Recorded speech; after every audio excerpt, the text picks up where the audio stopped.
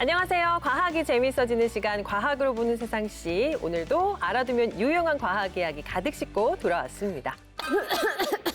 아휴, 나흘만 하면 또 시작이네. 솔빈 씨 또 감기 걸렸나 봐요. 그러게 말이에요. 하루 이틀 괜찮아진 것 같더니 작년 가을부터 이게 대체 무슨 일인지 아무리 약을 먹고 아무리 관리를 해도 감기가 떨어지질 않아요. 네, 감기에 독감에 또 여전한 코로나19까지 이제는 감염병이 계절과 상관없이 유행하는 것 같아요. 맞아요. 또 봄이 오니까 미세먼지의 황사도 심해지고 기온도 오락가락하니까 제 면역력이 덩달아서 휘청휘청한 것 같아요. 네, 봄철 감염병이 또 유행이라고 하니까 건강 관리에 더 힘써야겠어요. 아니, 봄철 감염병이요? 아휴, 제 면역력 떨어지는 소리 들리시나요?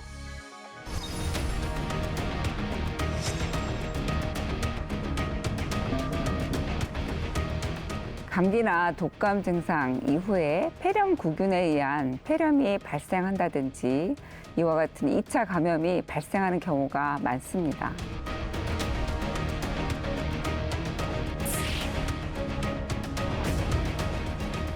감염병 정보를 개방하고 연계하여 서로 정보를 공유할 수 있는 감염병 빅데이터 플랫폼을 올해 상반기 내에 구축할 예정입니다.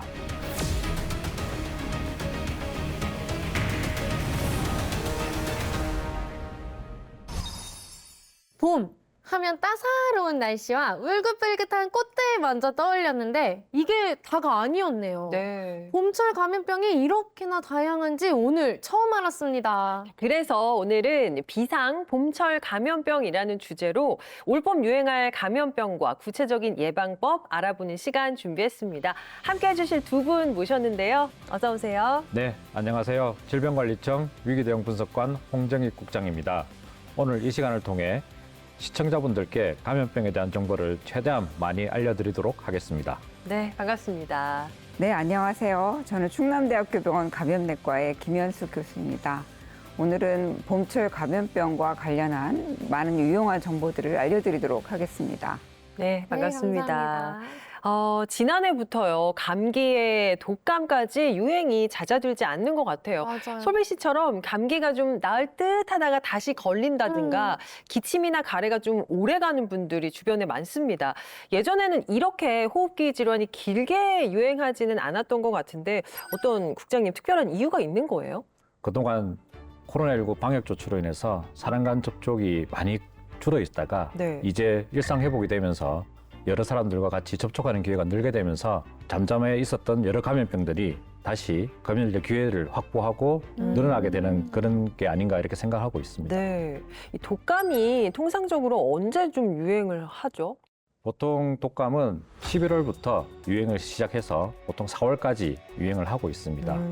코로나19 기간 동안에는 인플루엔자로 알려진 이제 독감이 유행하지 않았었는데요. 2022년 하반기부터 독감이 유행하기 시작했습니다. 그래서 지금 1년 반 동안 인플루엔자 유행주의보가 계속 이어지고 있는 상황입니다. 아니 근데 저는 답답한 게 감기에 걸렸는데 또 걸리고 또 걸리고 또 걸리고 맞아요. 왜 이거를 계속 반복하게 되는 거죠? 보통 이 병에 걸리면은 백신을 맞는 거랑 마찬가지로 항체가 생겨서 다시 걸리기가 쉽지 않잖아요. 근데 왜 이러는 걸까요? 감기는 안 그래요. 맞아요. 네, 맞습니다.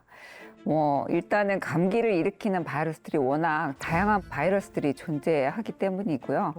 독감을 예를 든다면 우리가 A형 독감에 걸렸다고 하더라도 또 다른 B형 독감 바이러스도 같이 유행을 하기 때문에 그 A형 독감에 걸린 후 나은 후 다시 또 B형에 걸릴 수가 있는 것입니다. 그리고 호흡기 감염병을 일으키는 대부분의 바이러스들의 특징이 RNA형 바이러스가 많거든요. 그래서 이 바이러스들은 끊임없이 돌연변이를 일으키기 때문에 우리가 한 번 알았다고 해도 계속 변형된 바이러스에 노출이 되면 다시 재감염이 될 수밖에 없는 상황이 됩니다. 생각해보면 코로나19 상황일 때가 오히려 감기로부터는 좀 자유롭지 않았나 싶거든요. 그게 마스크로만 설명이 되지는 않을 것 같은데 어떤 또 다른 이유가 있을까요? 무엇보다도 그 호흡기 감염병을 예방하기 위한 여러 이제 방역 조치들, 개인위생 수칙 준수라든지 이런 부분들이 많은 영향을 미쳤습니다. 그러다 보니까 그 인플루엔자를 비롯해서 여러 호흡기 감염병에 노출될 기회가 적었고 그 부분은 결국은 감염으로 인해서 면역이 생길 기회가 줄어드는 효과를 발휘하게 되었고요. 그게 몇 년간 누적되면서 그 감염되지 않은 면역이 없는 사람들이 축적이 되고 그러다 보니 코로나19에 대한 방역 조치가 완화되면서 한꺼번에 여러 호흡기 감염병 감염 환자들이 늘어나고 있지 않나 이렇게 생각하고 있습니다. 보통 체온이 1도 떨어지면 면역력이 30% 떨어진다라는 말이 있더라고요. 그러면 겨울철에는 더더욱 면역력이 떨어지고 바이러스에 대한 저항력도 낮아질 것 같아요. 그러면 기온이 높아지는 봄철에는 좀 나아지지 않을까요? 물론 그렇게 생각하실 수 있겠는데요. 그렇지만 겨울철에서 이제 봄으로 넘어가는 환절기에는 아침 저녁으로 일교차가 10도 이상 벌어지게 되죠. 너무 심하죠. 예, 그렇게 되면 우리 몸의 뭐 피부라든지 호흡기라든지 여러 기관들이 기온 변화에 적응을 하기 위해서 많은 에너지를 소모하게 되고 그렇게 함으로써 면역 기관들이 실제로 사용할 수 있는 그런 에너지가 이제 부족해지니까 면역력이 떨어진다고 볼 수가 있겠습니다. 또 하나는 이제 봄철은 원래 건조한 계절이죠. 그래서 네.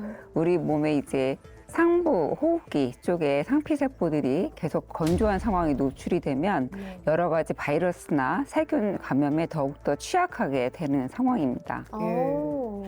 아이를 키우는 학부모들 사이에서는 이제 봄철 감염병의 기점이 바로 개학이다 이렇게 아. 얘기를 합니다. 개학도 봄철 감염병의 요인이라고 볼 수 있을까요? 네, 그렇습니다.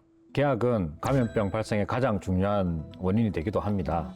겨울방학 동안에 각자 가정에서 생활하다가 학교에 다 모이게 되면서 감염에 노출될 기회가 많아지게 되는 것입니다. 그리고 아이들이 학교 외에도 학원이나 또는 여러 가지 생활 장소에서 감염이 생기기도 합니다. 예. 이러한 아이들 간의 감염이 가족 간의 감염, 어른들의 감염으로 확산되기도 하는 거죠. 그리고 봄철에는 날씨가 좋다 보니까 나들이도 많이 가게 되는데 맞아요. 이런 기회로 사람 간 접촉이 많아지게 되면서 감염병에 노출될 기회가 늘어나게 됩니다. 네.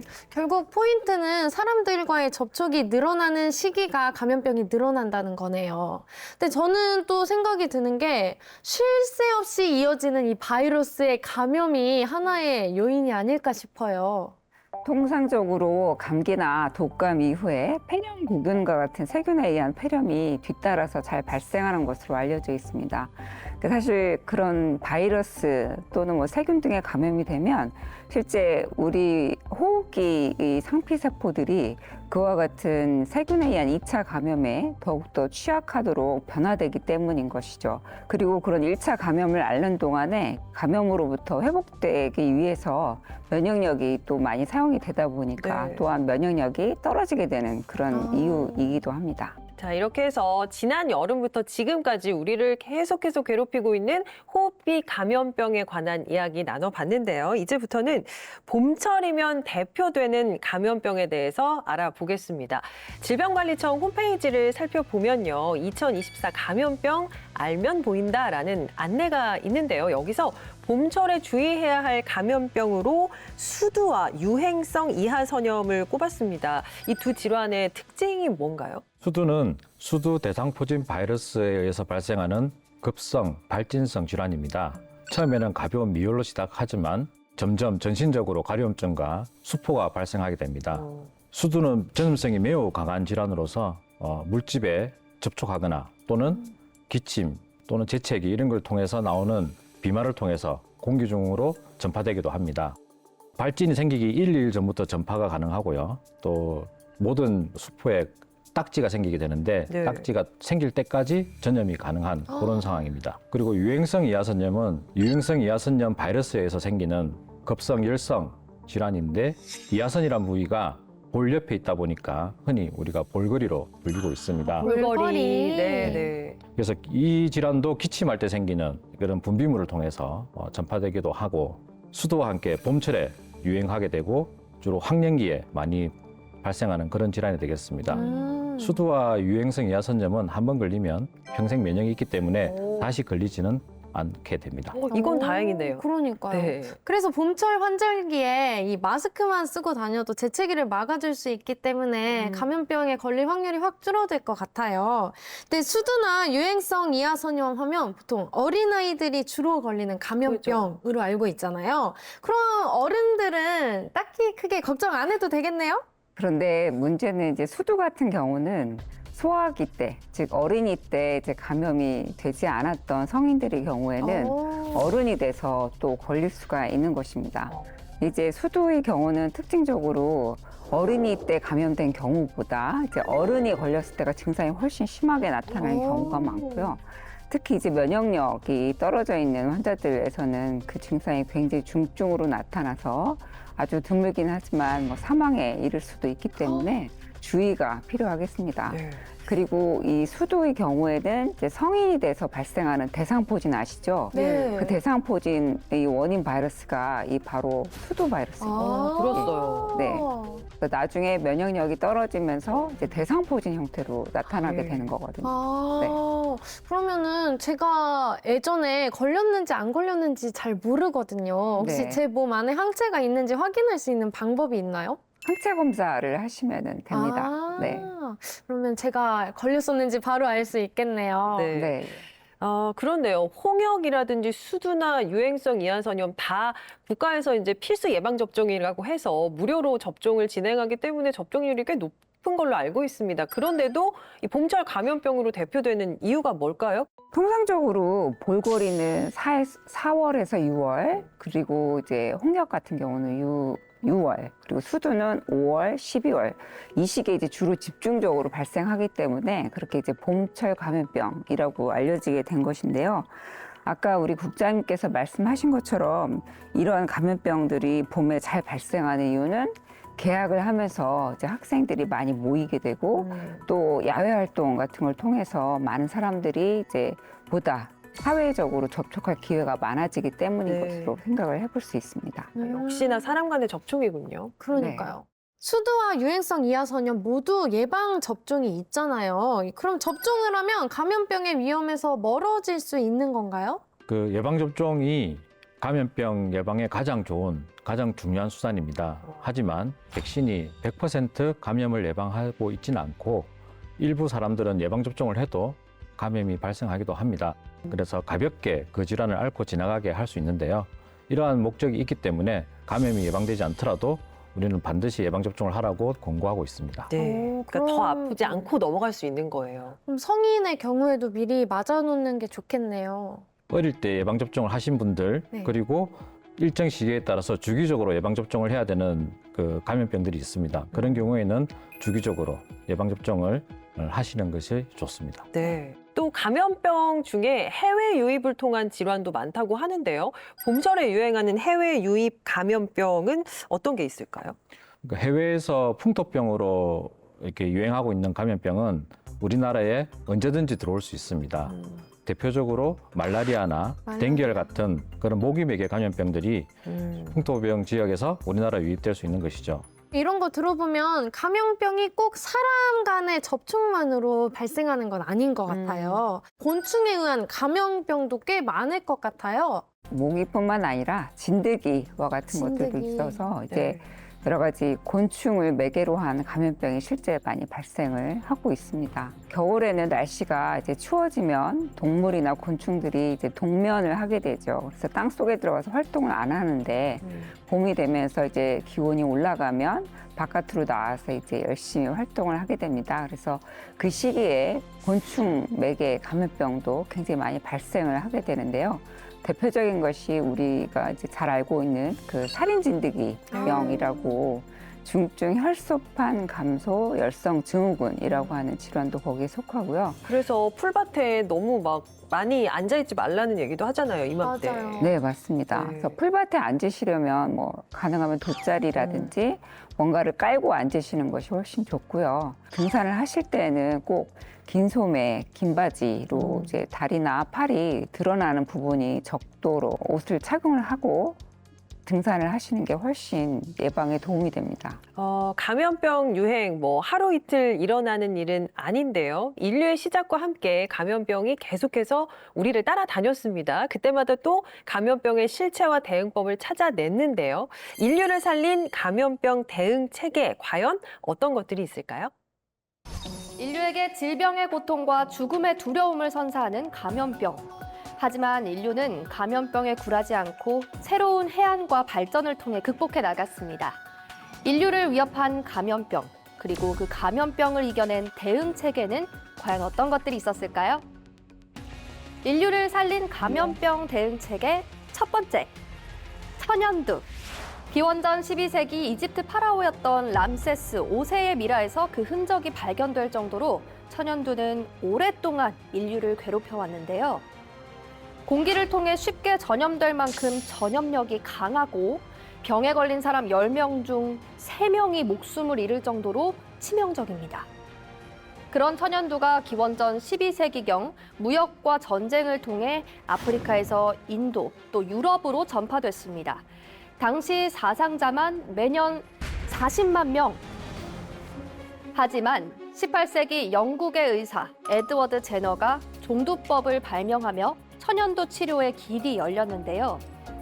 세계보건기구 WHO는 1980년에서야 천연두가 지구상에서 완전히 사라졌다고 선언했습니다. 인류를 살린 감염병 대응 체계 두 번째, 콜레라. 콜레라균에 감염되면 수시간 내에 중증의 탈수가 빠르게 진행됩니다. 증상이 심하면 하루에 20리터 이상의 설사를 한다고 하는데요. 이로 인해 쇼크로 사망하는 거죠. 중증 콜레라의 경우 치료하지 않으면 사망률은 50% 이상. 이렇게 무시무시한 콜레라가 7번이나 대유행했다는 사실 알고 계셨나요? 그러던 19세기 영국의 의사 존 스노우에 의해 해결책이 제시됩니다. 그는 콜레라 감염 역학 지도를 만들어서 원인을 추적했는데요. 콜레라가 물을 매개로 퍼지게 된다는 사실을 깨닫고 마을 공용 펌프 사용을 중단했습니다. 그 결과 콜레라는 급격히 감소했습니다. 공중위생 개념이 부족했던 당시 사람들에게 감염병 예방과 대응에 위생관리가 얼마나 중요한지 깨닫게 한 계기가 됐습니다. 인류를 살린 감염병 대응 체계 세 번째, 흑사병. 중세 유럽 인구의 절반이 목숨을 잃은 감염병. 중세인들은 이 흑사병을 신의 형벌이라고도 했습니다. 하지만 그 원인은 너무도 가까운 곳에 있었습니다. 흑사병 창궐 직전 14세기 유럽의 인구는 급격히 증가했는데요. 그로 인해 도시는 혼잡해졌고 곳곳이 생활 쓰레기와 더러운 오물로 가득했습니다. 하수도 시설도 부족했죠. 치료를 하던 의사들마저 죽어나가는 상황이 발생하자 프랑스 의사 노스트라다무스가 치료 과정의 위생관념을 새롭게 제시합니다. 먼저 길거리에 시체를 매장하고 의사들은 환자를 치료할 때 손을 씻고 흑사병 의사 가면을 써 바이러스 침투를 최대한 막았습니다. 또한 대소변과 오물이 가득 찬 도시에 서둘러 하수도를 개발했습니다. 이는 공중위생은 물론 치료에도 위생을 적용해서 감염병 대응 체계에 새로운 변화를 불러일으킨 사건이었습니다. 인류를 살린 감염병 대응 체계 네 번째, 스페인 독감. 제1차 세계대전 중에 군대 이동과 인구의 과밀화가 대규모 확산의 원인이 됐고 인류 역사상 최단 기간에 가장 큰 피해를 입었다고 하는데요. 제1차 세계대전으로 목숨을 잃은 사람의 수보다 더 많은 수의 사망자가 발생했다고 하니 정말 20세기 최악의 감염병으로 불릴만 합니다. 당시 세계 각지에서는 다양한 언어로 스페인 독감 유행 현황과 피해 사례가 보도됐는데요. 이때부터 대중교통을 이용하거나 공공장소를 방문할 때 마스크 착용을 강제하는 현상이 나타나기 시작합니다. 이게 100년 전이라고요? 코로나19가 유행할 때와 정말 비슷하죠. 당시 인구의 3분의 1인 5억 명이 감염될 정도로 요란했지만 1920년 말 스페인 독감은 조용히 사라지게 됩니다. 살아남은 사람들이 자연스럽게 면역을 갖춰 바이러스가 더 이상 퍼지지 못하게 된 거죠. 인류를 위협하는 재난 중 가장 무시무시한 재난, 감염병. 끊임없이 공격하는 감염병과 이에 맞서 방어하는 인류. 바이러스는 점점 더 진화해 인류를 위협할 테지만 그럴수록 인류도 함께 더 강해져 어떤 병이든 이겨낼 수 있게 될 겁니다. 콜레라로 팬데믹이 7번이나 왔다니. 우리 코로나19로도 정말 힘들었잖아요. 그렇죠. 근데 7번이나 발생시킨 이 콜레라는 정말 엄청났을 것 같아요. 네. 생각만 해도 힘듭니다. 그러게 말입니다. 이 모든 역사가 또 차곡차곡 쌓여서 지금의 이 감염병 대응 체계가 갖춰진 게 아닌가 싶기도 합니다. 특히나 우리나라 감염병 대응 체계 하면 세계적으로도 또 우수하다고 명성이 나 있잖아요. 감염병이 발생했을 때 질병관리청에서는 어떻게 대응하는지도 궁금합니다, 국장님. 네, 감염병 대응 체계는 가장 먼저 환자를 발견하기 위한 감시 체계가 있고요. 또 발견된 환자에 대해서 조사를 하고 그 확산을 방지하기 위한 역학조사 체계가 있습니다. 역학조사. 네, 그리고 그 감염병 환자와 접촉자들을 잘 관리하는 이 방역 조치가 있겠습니다. 이 세 가지 조치가 있는데 우리가 코로나19 유행 시기에는 3T라고 해서 검사하는 법, 추적 조사하는 것, 그리고 방역 조치하는 이런 전략을 통해서 초기에 유행을 효과적으로 통제하여 K방역이 널리 알려지게 되었습니다. 그리고 감염병 정책에는 일반적으로 환자를 감시하고 예방하고 조사하고 접촉자나 환자를 관리하는 관리 체계가 있는 반면에 또 감염병 위기 대응 체계가 별도로 또 존재하고 있습니다. 그리고 또 개별 감염병마다 예를 들어서 말라리아라든지 결핵, 에이즈 또는 바이러스 감염, 의료 감염 이런 부분에 대해서 관리하는 별도의 체계가 존재하고 있고요. 우리가 감염병 위기 대응 체계에 대해서 좀 구체적으로 알아보게 되면 법령에 따라서 우리가 조치를 하고 있는데 재난 및 안전관리 기본법, 그리고 감염병 예방법, 그리고 감염병 재난 위기관리 표준 매뉴얼에 따라서 감염병 위기 대응 체계를 갖추고 있고 범정부적으로 그리고 기관별 세부 업무들을 규정하고 있습니다. 신종 감염병이 이렇게 유입되거나 또는 원인 불명 감염병이 확산되고 있으면 위기가 발생할 징후가 있다 이렇게 판단해서 상황 판단 회의를 하게 됩니다. 예. 이를 통해서 상황의 심각성, 시급성, 또 확산 가능성, 파급 효과 등에 대해서 종합적으로 평가를 해서 감염병 재난 위기 경보를 발령하게 되고 대응하는 체계를 갖추게 됩니다. 위기 경보도 단계가 있더라고요. 네, 그렇습니다. 우리가 그 관심, 주의, 경계, 심각의 4단계로 구분하고 있는데요. 네 번째 단계, 심각 단계가 되면 행정안전부나 국무총리실에 중앙재난안전대책본부가 설치되고 전국적으로 범부처적인 대응이 가능하도록 하고 있고 지자체에는 위기 단계에 따라서 방역대책반 또는 지역의 재난안전대책본부들이 수립해서 대응을 하게 됩니다. 이렇게 미리미리 준비해놓고 촘촘한 대응 체계를 마련해놨기 때문에 전 세계적으로 우리나라의 감염병 대응 체계가 우수하다라고 말하고 있는 것 같아요. 하지만 정확히 어떤 부분에서 우리가 위대했는지 거기에 대해서 정확히 아시는 분들이 많진 않으실 것 같아요. 과연 K 감염병 대응 체계의 우수성 어느 정도였나요? 우리나라 감염병의 대응 체계의 특장점을 말씀드린다고 하면 무엇보다 신속성, 그리고 정확성, 그리고 우수한 그 대한민국 의료진의 그 의료 시스템이라고 할 수가 있을 것 같습니다. 그래서 코로나19 팬데믹이 발생하였을 때도 보시면 전국적으로 빨리 진단하고 환자들을 빨리 격리할 수 있도록 하기 위해서 선별진료소라고 하는 것이 갖추어졌고요. 네네. 드라이브스루 시스템처럼 증상 있는 분들이 차를 몰고 지나가게 되면 검사자가 바깥에서 서 있다가 쉽게 검체를 채취를 한다든지 또는 워크스루 같은 경우는 말 그대로 이제 그냥 차가 없는 분들은 지나가면서 그럼 바깥에서 이제 대기하고 있던 채취하는 종사자들이 그때그때 이제 쉽게 검체를 채취할 수 있도록 해서요. 이 방법은 전 세계적으로 대대적으로 보도도 많이 되었고 우리나라에서 실제로 처음 고안한 그쵸. 거라고. 우리 국내 의료진이 네. 가장 먼저 이 아이디어를 내서 실제 적용을 했었고요. 이 부분이 굉장히 다른 나라에서도 아주 이제 획기적인 방법이다. 그래서 많이들 따라한 것으로 알고 있습니다. 네. 정말 혁신적이었습니다. 맞아요. 네. 근데 무엇보다 감염병 대응을 위해서 중요한 것이 예방접종이 아닐까 싶거든요. 우리나라 접종률이 세계적으로 높다고는 알고 있어요. 맞나요? 네, 그렇습니다. 우리나라 어린이 예방접종률은 97% 정도로 다른 나라에 비해서 2% 정도 더 높은 수준을 유지하고 있고요. 법적으로 국가 필수 예방접종이라고 해서 예방접종으로 예방 가능한 감염병들을 지정하고 있습니다. 홍역을 포함한 약 18종의 그 백신을 무료로 접종할 수 있게 프로그램을 만들었고 약 10,000개 이상의 의료기관이 참여해서 예방접종을 시행하고 있습니다. 네. 그 결과로 높은 예방접종률을 유지하고 있는 것이고요. 그리고 또 다른 예방접종 사업 중에 하나는 인플루엔자 국가예방접종 지원 사업이 있습니다.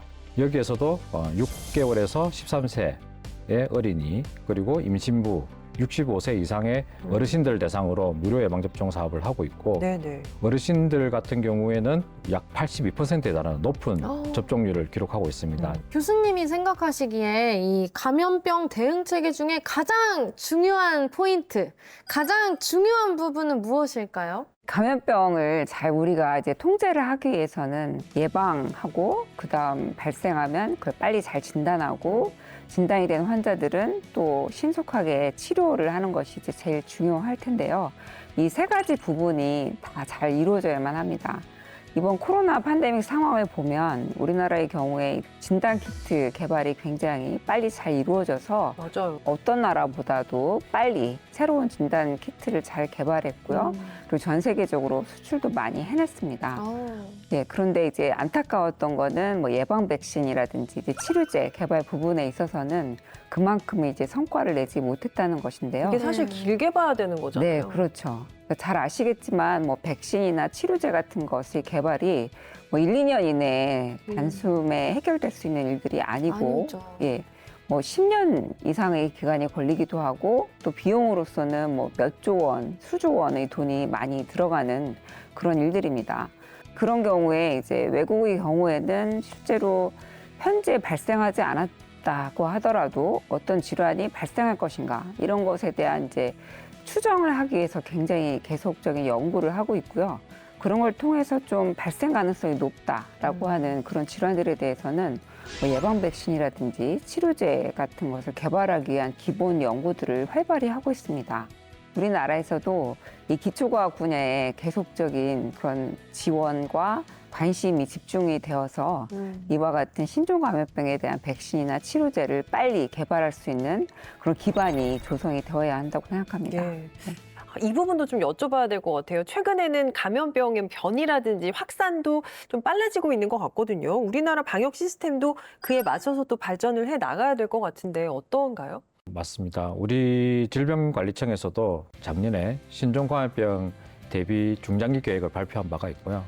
이를 위한 이제 핵심 과제로 새로운 감염병 유행에 대한 선제적 대비 대응과 상시 감염병 위험 요인 관리 및 퇴치를 우리가 꼽고 있는데요. 이런 감염병에 대한 대응 체계를 감시부터 예측 그리고 진단, 역학조사까지 아우르는 그런 계획을 마련하는 그런 분야가 있고 또 이미 우리나라에 들어와 있는 상시 감염병에 대해서는 최종 퇴치를 목표로 위험 요인을 지속적으로 관리하겠다 하는 이제 그런 계획이 되겠습니다. 자, 이렇게 지금 이 순간에도 우리 방역당국 언제 어떻게 유행할지 모르는 감염병을 대비하기 위해서 만반의 태세를 갖추고 있습니다. 의학과 과학의 발전이 급속도로 이루어지고 있는 현재에도 감염병을 완전히 해결하지는 못하고 있는데요. 과연 그 이유는 무엇일까요?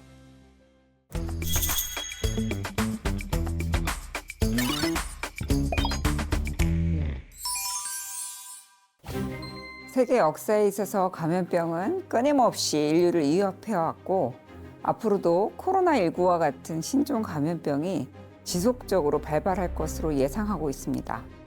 이와 같은 감염병의 정복이 왜 어려운 걸까요?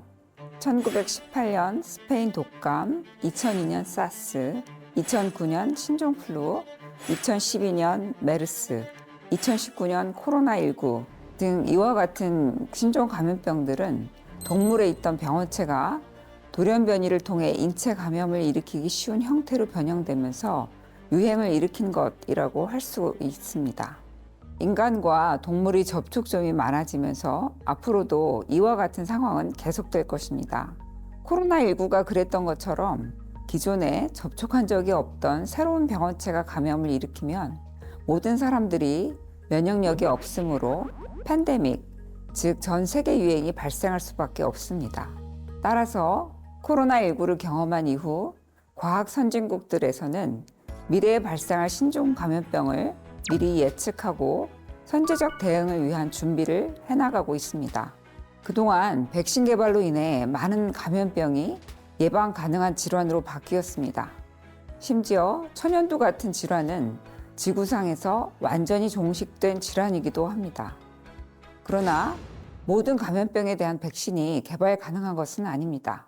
현재 많은 세균 감염 질환들은 예방 백신이 없고 감염되면 항생제를 사용해서 치료를 합니다만 초기에 항생제의 감수성이 있어 치료가 잘 되던 세균들이 항생제 오남용으로 내성이 획득되어 여러 항생제에 잘 듣지 않는 다제 내성균, 즉 슈퍼박테리아들이 생겨나고 있습니다. 내성균을 치료할 수 있는 항생제를 개발하기 위해서는 수년에서 10년 정도의 기간과 조 단위의 비용이 필요한데 그렇게 힘들게 개발을 해놓아도 세균들은 1, 2년이면 또 새로운 항생제에 대한 내성을 획득합니다. 따라서 내성균이 출현하지 않도록 항생제 오남용을 줄이기 위한 노력이 매우 절실한 상황입니다.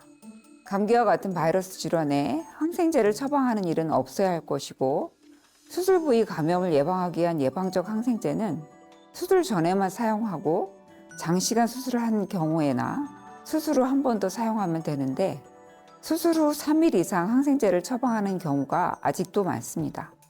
요즘은 원헬스 개념이 강조되고 있는데 우리를 둘러싼 환경이나 우리가 섭취하는 많은 식품들에서도 항생제 농도가 높게 측정되고 있습니다.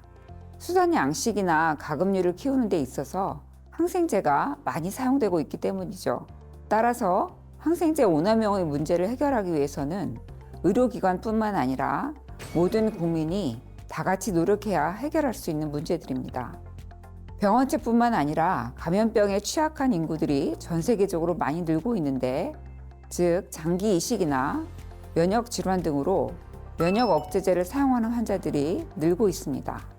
이 같은 면역 저하자들은 백신 접종을 해도 예방 효과가 떨어져 감염병이 잘 발생하고 일단 감염병이 발생하면 치료제를 써도 치료가 잘 안 되기 때문에 이들로부터 병원체가 지속적으로 증식하고 배출되어 주변에 있는 다른 사람들을 감염시키는 병원소로 작용할 가능성이 높습니다.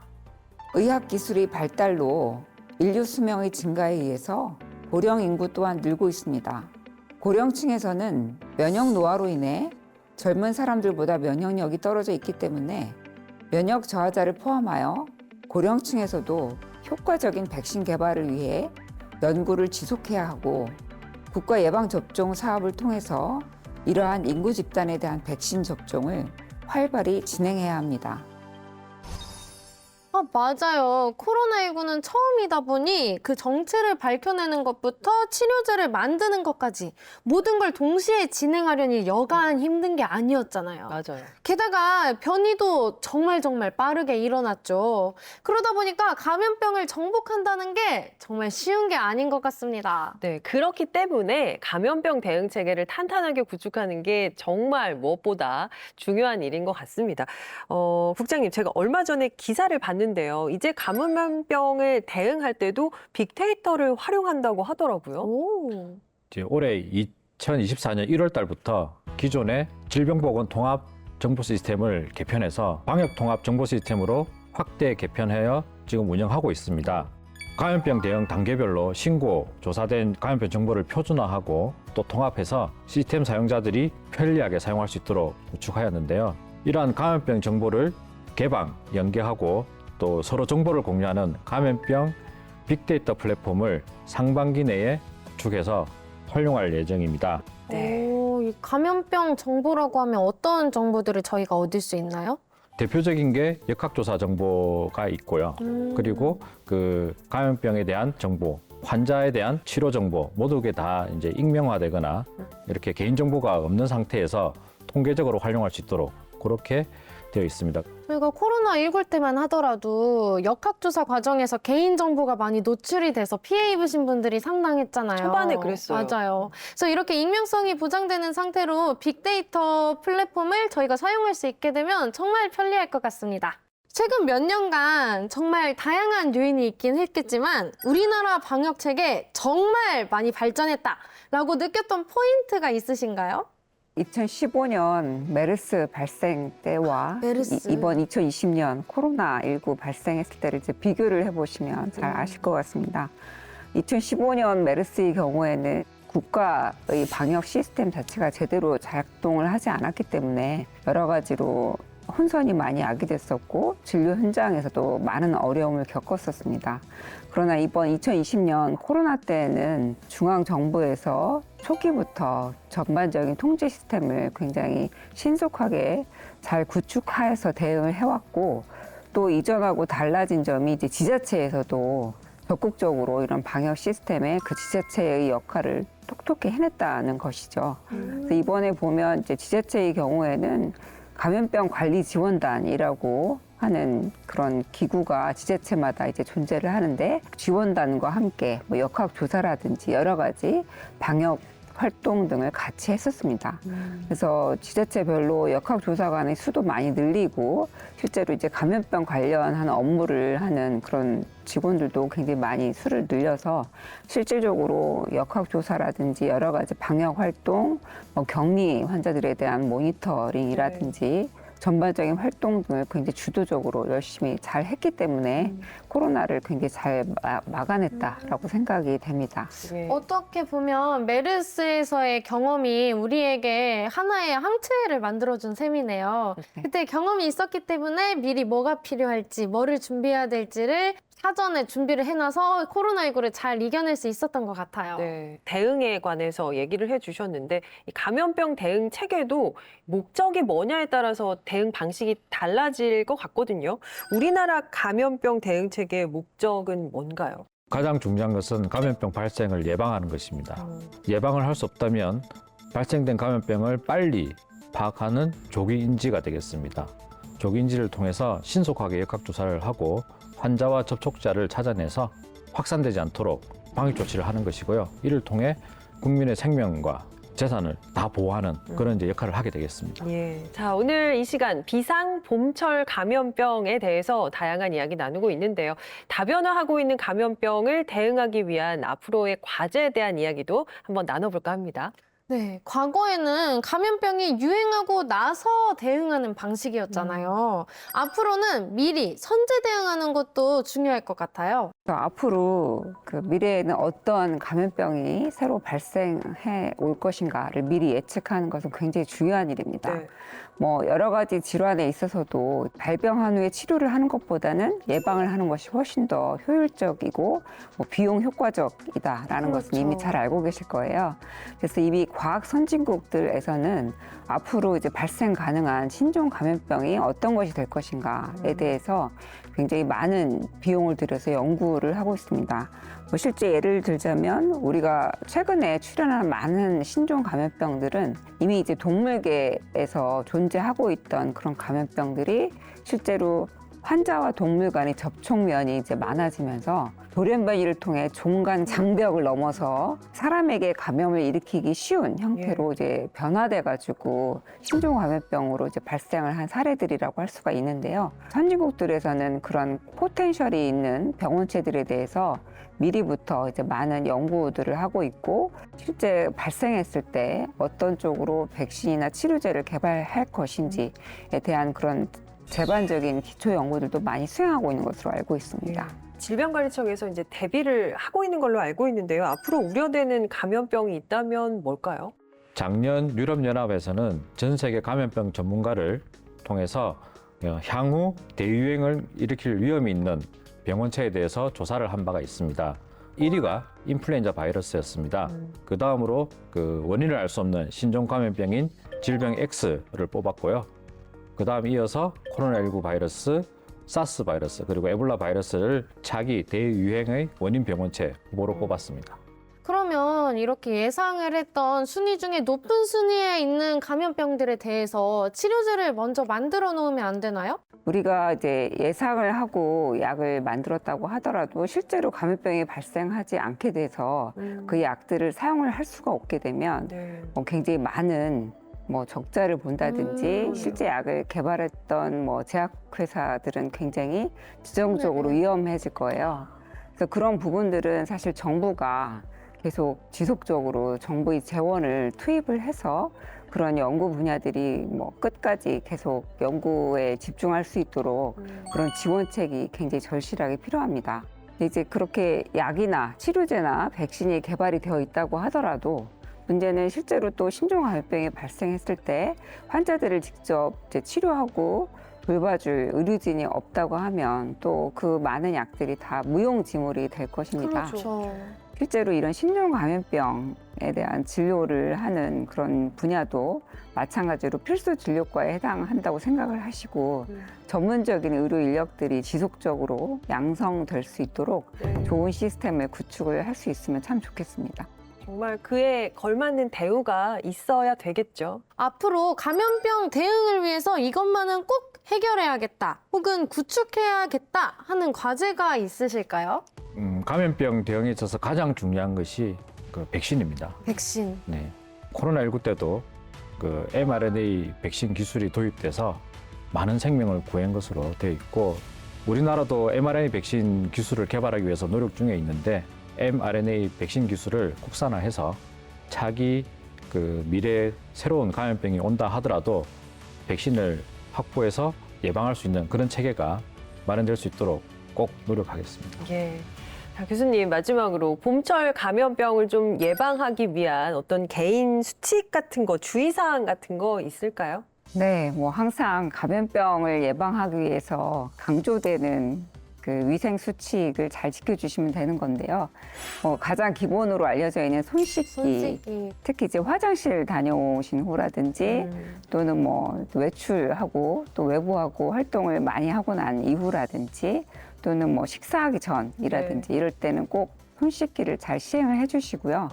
또한 이제 본인이 좀 기침이 많이 난다든지 감염병에 걸린 증상이 있는 게 좀 의심이 된다라고 생각이 될 때에는 꼭 마스크를 착용을 해주시고 아이가 아플 때에는 억지로 꼭 학교나 뭐 유치원에 보내려고 하기보다는 집에서 잘 쉬도록 하는 것도 뭐 전반적인 사회의 감염병 예방 전파를 막는 하나의 중요한 방법일 것 같습니다. 자, 기본이 가장 중요하다는 거 기억해야겠고요. 모르는 게 약이라는 말 이제는 옛말이 된 지 오래입니다. 오늘 이 시간을 통해서 봄철 감염병에 대해서 꼼꼼히 기억하시고 더 건강하게 활력 넘치게 봄날을 즐기셨으면 좋겠습니다.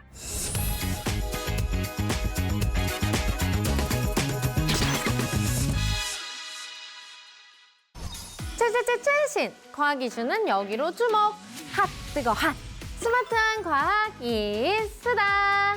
과학통신원 강솔빈입니다. 과학계 이슈 함께 살펴볼까요? 이수다. 첫 번째 소식입니다. 쌀 안에 진짜 고기가 들어있는 소고기 쌀을 개발했습니다.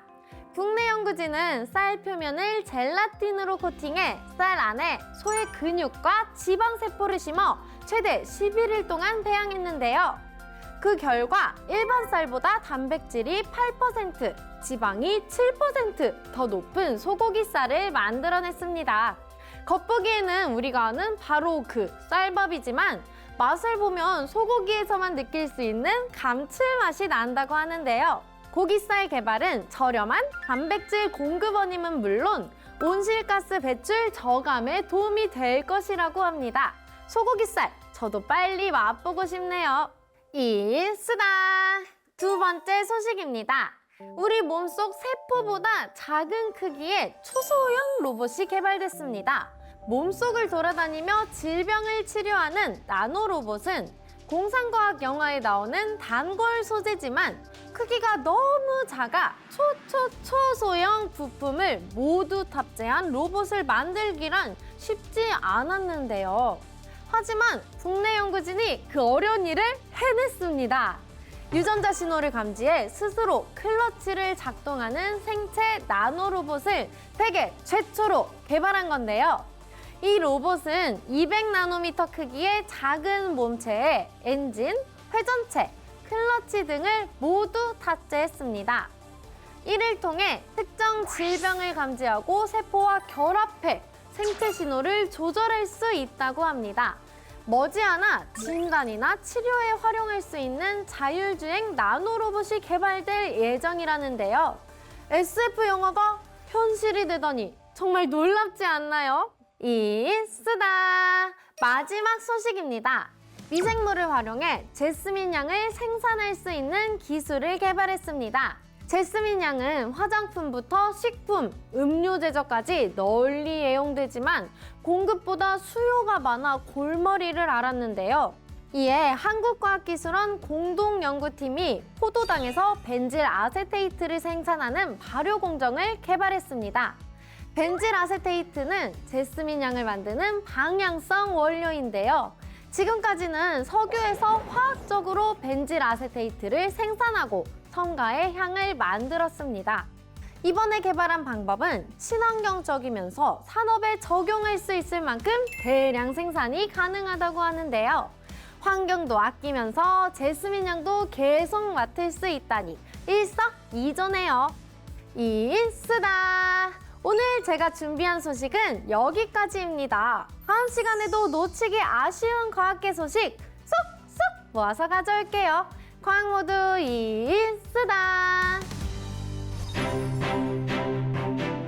네, 오늘 비상, 봄철 감염병이라는 주제로 다양한 이야기 함께 나눠봤습니다. 오늘 함께 하신 내용 시청자 여러분들도 잘 들으셨다면 좋은 유용한 정보가 되셨을 것 같아요. 오늘 이 시간 함께하면서 저도 감기가 싹 나은 것 같아요. 교수님께서 말씀하신 개인 수칙들 하나씩 지켜가면서 더 건강해져 보겠습니다. 네, 감염병 개인 수칙 잘 지킨다면 건강한 봄날 즐길 수 있을 것 같습니다. 함께 해주신 두 분 오늘 어떠셨어요? 오늘 이 시간을 통해서 국민들께 감염병에 대한 정보를 많이 알려드릴 수 있는 것 같아서 정말 좋은 유익한 자리였다고 생각합니다. 예. 질병관리청 슬로건이 국민과 함께하는 건강한 동행입니다. 이를 위해서 열심히 나아가겠습니다. 네, 알겠습니다. 자, 교수님은 어떠셨어요? 네. 저는 2015년 메르스, 2020년 코로나 때 그 감염병 환자를 많이 진료한 감염내과 의사 중에 한 사람으로서 앞으로 다가올 신종 감염병에 대비하기 위해서 우리 모두 함께 노력해야 될 내용들에 대해서 말씀드릴 수 있어서 더욱 좋았습니다. 네, 두 분 오늘 말씀 고맙습니다. 네, 과학으로 보는 세상시 저희는 다음 시간에 더 유익한 과학 이야기 들고 찾아오겠습니다. 과학이 보인다. 과학이 즐거워진다. 스치기만 해도 당신은 과학 전문가. 과학으로 보는 세상. 씨.